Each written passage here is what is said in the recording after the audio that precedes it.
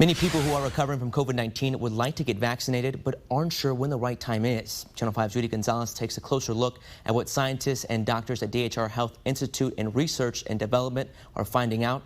Judy, good morning. Good morning, John Paul. Doctors and nurses have spent long days in this building you see just behind me. And that's right, just like you mentioned, this is a DHR Institute for Research and Development. So much of the time they've spent right here has been with research and studies, but mainly on COVID-19.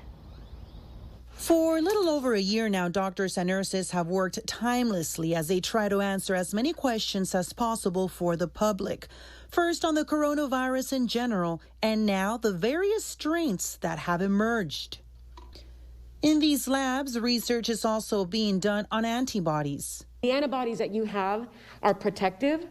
That's what the antibodies are for. They protect you against, that next maybe exposure that you have to COVID-19. Dr. Lisa Treviño, Vice President at DHR Health Institute for Research and Development, says everyone is different. Therefore, the amount of days antibodies last in your body may be different than another person. So when is the right time to move forward with a vaccine after you've been infected? CDC's initial guideline says after 90 days, but some are trimming down on that wait time. The question as to when you get it, you want to make sure that your symptoms have resolved to the best that you feel, that you don't have a symptom driven by the disease.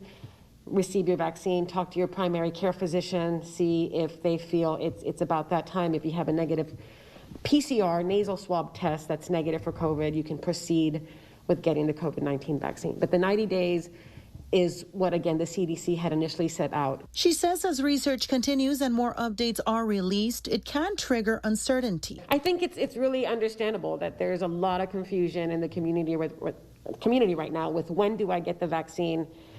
Should I get the vaccine if I've been infected? And the answer is, again, we encourage everyone to receive the vaccine for COVID-19. Still, Treviño says the scientific and medical industry is at a much better place to treat COVID-19 with more tools in the toolbox today compared to a year ago. Now, the DHR Institute for Research and Development is available this morning to answer any questions from the public. That number is now on your screen. That's 956-362-2390. Live in Edinburgh, Judy Gonzalez, Channel 5 News this morning.